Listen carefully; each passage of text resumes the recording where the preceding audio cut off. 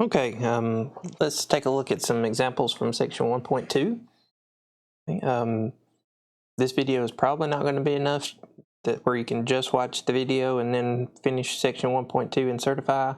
But what we're going to do is we're going to look at some of what I think are the trickier problems in section 1.2. And I think that'll help you out. But you probably still have to look at instruct or practice a little bit first, and then hopefully along with this video that'll be enough to get you through certify.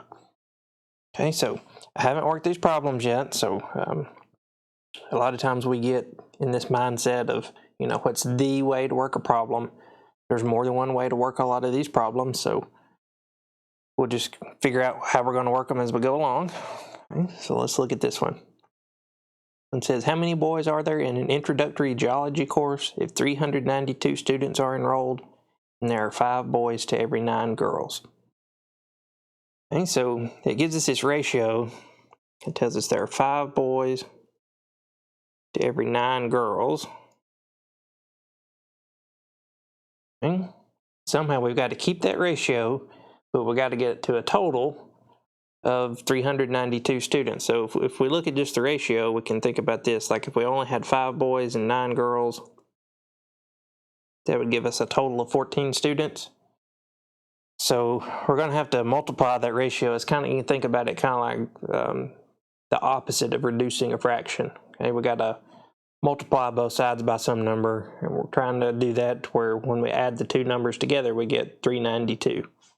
Okay, so I don't know what we got to multiply by here, but I've got my calculator here beside me, so I'm just going to take a shot in the dark and say, well, what if we multiply both sides by 10? Then we'll have 50 to 90, and if we add those together, that's not going to be big enough. We're going to get 140. Okay. So 140, that's going to be a little bit less than half. So to me, I'm just going to double it. And I'm going to try 100 to 180. So we're just doing trial and error here, or guess and check. Okay, is the strategy we're using on this problem. If we do that, we get a total of 280. Okay. That's still not quite enough. Okay, so let's see, what can we do here? What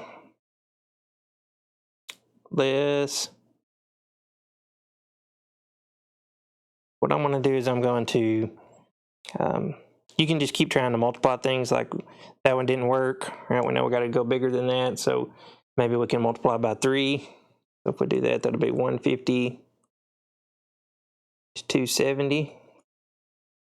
And if we do 150 plus 270, and what do we get there? I'll get 420, so that was a little bit too big. That was a little bit too big, so okay, once we got kind of here, and it just depends on how nice your numbers are. Sometimes they work out nicer than this, sometimes they're a little messier, but since 420 is a little bit too big, okay, we got to get rid of some students. So what I'm going to do is I'm going to go back and look at our original ratio. We can kind of go in steps if we're trying to get rid of some students. So one thing we could do is we could subtract 5 from the left and subtract 9 from the right. That'll keep our ratio preserved. So what do we get if we do that? So I'm subtracting 5 from the left, and then I'm going to subtract 9 from the right. And if we add those together, what do we get? 145 plus 261 is 406. So that's still not small enough, so I'm going to do the same thing again because we're getting pretty close. Okay. So 261 minus 9, 252.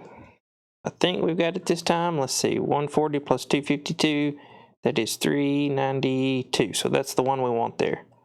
Okay, so it's just trial and error. Okay, so what does the question say? It says, how many boys are there? So boys are our number on the left, so we have 140 boys in our class. We have that ratio and a total of 392 students. So you can multiply or divide both sides by some number, or you can go back to your original ratio and you can add those numbers to each side or subtract those numbers to each side to adjust until you get the total you're looking for here. Okay, so we got our 392 there, so 140 boys. Just make sure you're careful when you're reading what the question's actually asking for. It's actually asking for how many boys we had in that class.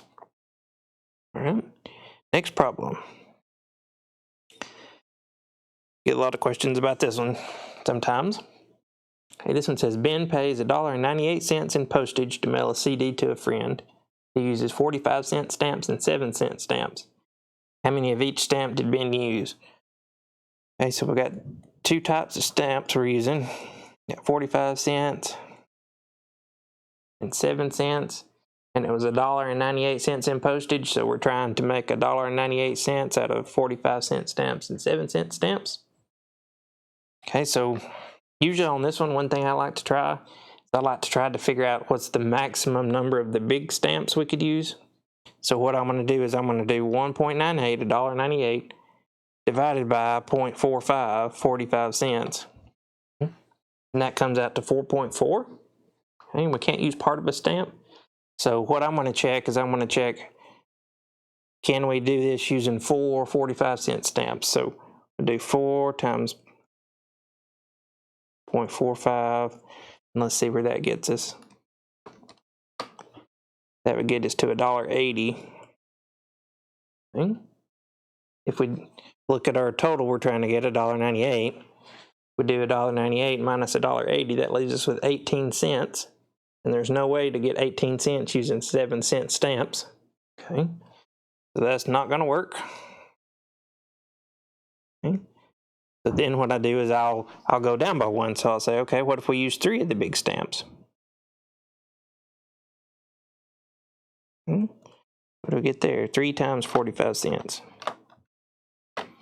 That'll get us $1.35. Okay. So again, I'm looking at my total, $1.98. If I do 1.98 minus 1.35, that gets us 63 cents. And you can get 63 cents with 7-cent stamps, because if you do 63 divided by 7, that will give you 9 7-cent stamps.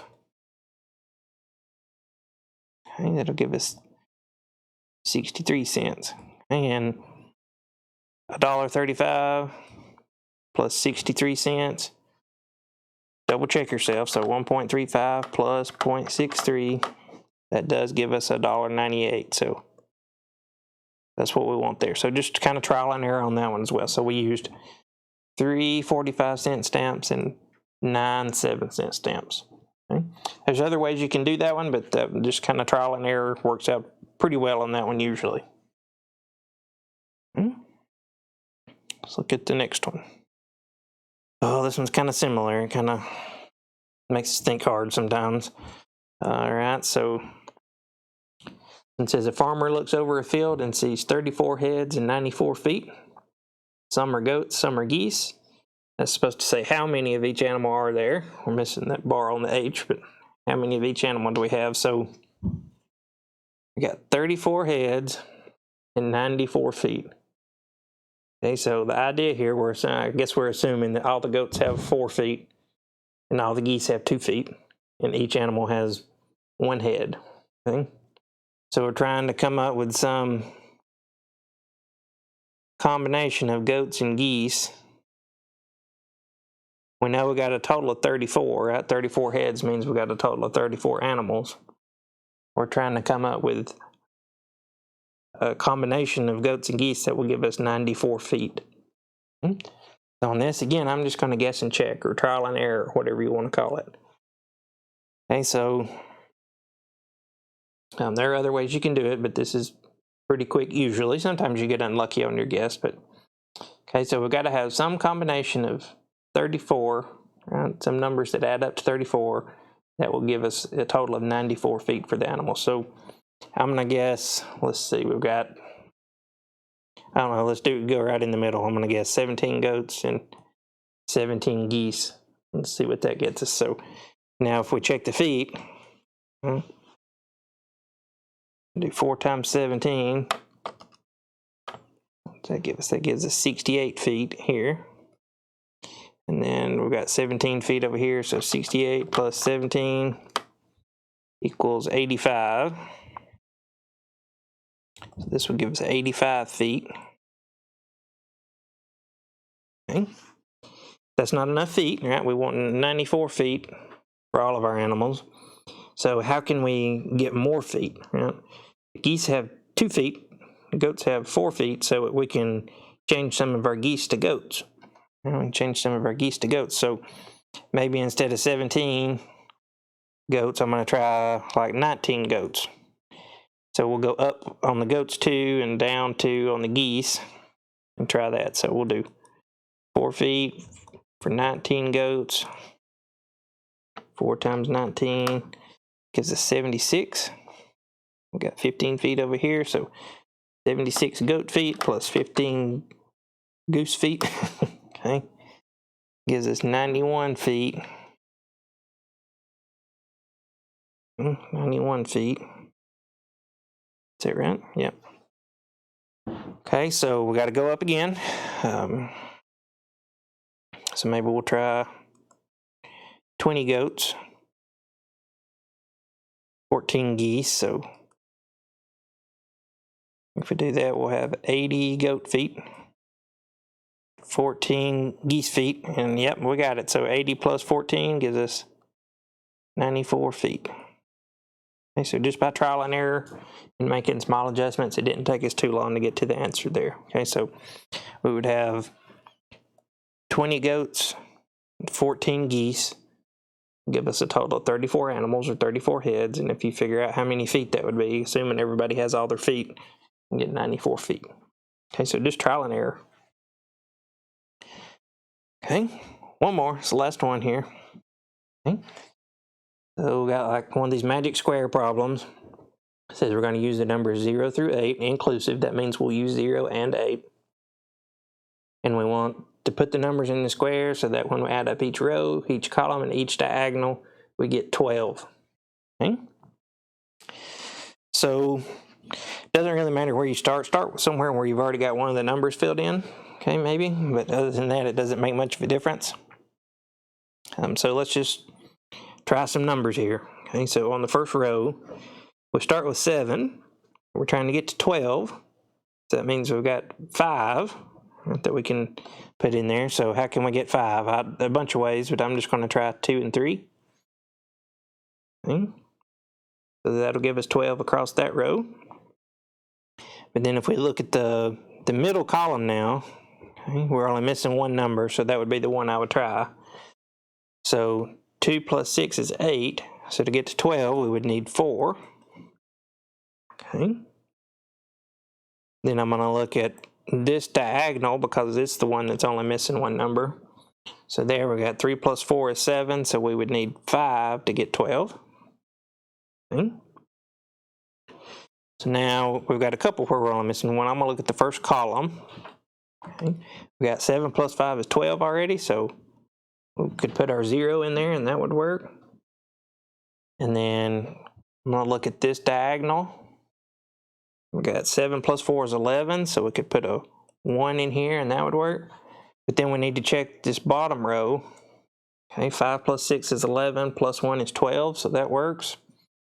Okay, and what are we missing? 1, 2, 3, 4, 5, 6. Does that work? No. Okay, because we look at the middle row, we get 10. Okay, so that's not going to work there. And if we look at this column here, we get 10, so that's not going to work. Okay. So what could we swap maybe? Let's take a look.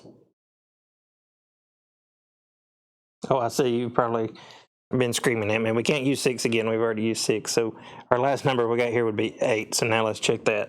Okay, so now this column we've got 3 plus 8 is 11, plus 1 is 12. And then across the middle row, 4 plus 8 is 12, so that works. Okay. And if let's check every direction here, 12, 12, 12, 12, 12, 12, 12, 12. Yep, so we got it. We got all the rows, all the columns, all the diagonals. They all give us 12. So just trial and error there. Start somewhere you've got a number filled in, and then just work your way out from there. Anytime you have a row or column or diagonal where you only have one missing number, I would try to do that one. And just see how it goes. If you make a mistake, you can start over. There's no, no rush on these. Okay. All right, so if you have other questions on that section, just send me an email. If we need to, we can do a Google Meet for office hours, or you can, there's a link on Canvas. You can go to tutor.com. That's what ACE is doing for tutoring this semester. So let me know if you have any questions.